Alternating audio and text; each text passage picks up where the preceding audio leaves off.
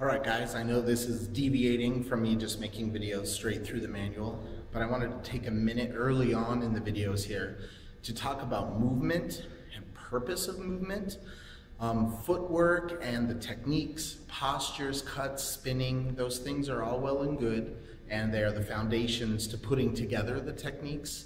But if you don't understand the movement and what you need to accomplish with the movement, it may not be effective in the scenarios you're looking for. I'm going to use this red X on the floor behind me here, and I'm going to go through a series of basic movements here to illustrate what I'm talking about, and then we'll kind of discuss each movement very quickly here. I don't want this to go too long, but this is the kind of stuff that we discuss in our classes. These are the kind of movements and theories that we talk about, and so I just kind of want to share it a little bit with the community at large. So I'm going to back up here, go through some movements, and then we'll give a quick discussion.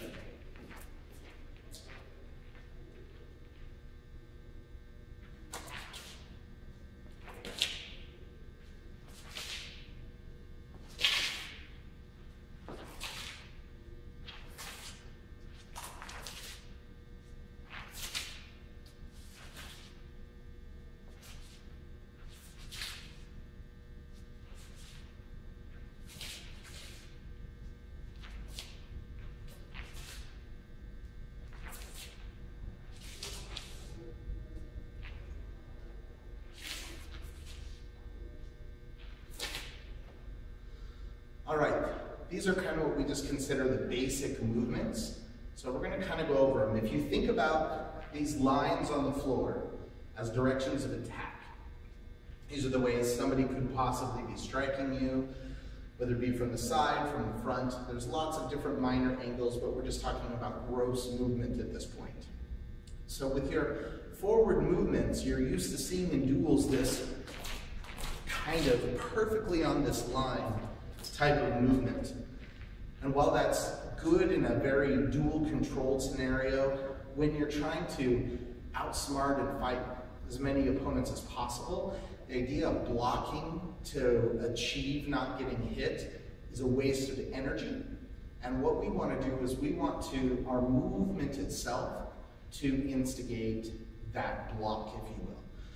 So let's say someone was cutting straight down the middle for these first two. By taking a step straight forward and allowing your body to pivot at 45-degree angle, it gets you off of the line of that swing and allows you to counterattack so that you don't have to waste the energy of blocking the attack before coming in with a strike. You can simply move the attack misses and strike. Same thing in the movement on the other side, moving straight forward, coming to a 45. Notice that line of attack, I'm not on it. Allows me to counter where that attack follows through. Essentially the same concept for our next two sets of movements. Envision the attack is coming this way, whether it be straight down, straight in, straight up, but it's on this line of attack. So same thing, I'm going to take my foot, I'm going to allow myself to fall back and just allow this to drag. Pulls me off of that line, allows me to set up. Depending on what they're doing, this does not necessarily allow you to counter, but allows you to escape and draw the attacker towards you.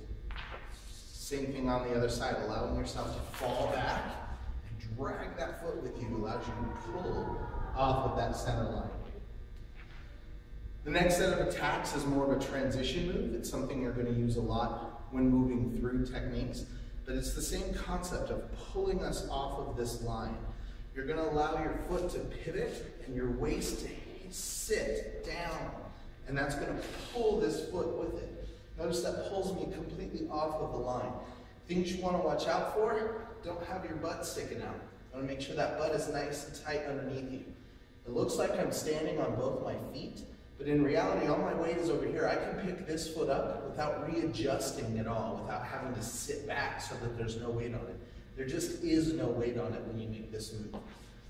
Same thing on the other side. Allow this foot to turn, and as you do so, you sit down in the hips, and that pulls this foot with you off of this line. So you notice my whole body is on this side. And again, no weight. Perfect. The last set of movements are actually the most difficult, in my personal opinion. In our very first set of movements, you notice we came and rotated. These ones are just simply straightforward. So this foot should travel straight forward. And as it comes in, you're going to allow your hips to sit to that foot the same way we did on the sides. So that when I come in, I'm actually straight, but you'll notice I'm entirely to the side of this attack. Same thing on the other side here. Straight, but then sit, so it pulls your body off of that line of attack. Same thing going backwards. You pull this foot, and it pulls by sitting down. It pulls your body off of this line. Good. Now I'm demonstrating these without a saber, even though I know we're all a part of the Saber Club and part of the Saber community, and ultimately you want to apply this with the saber. But learning these movements just as the footwork themselves will really help integrate it just into no matter what you're doing. But having a saber, not having a saber, the motions are what's important. So I'm just going to do them one more time.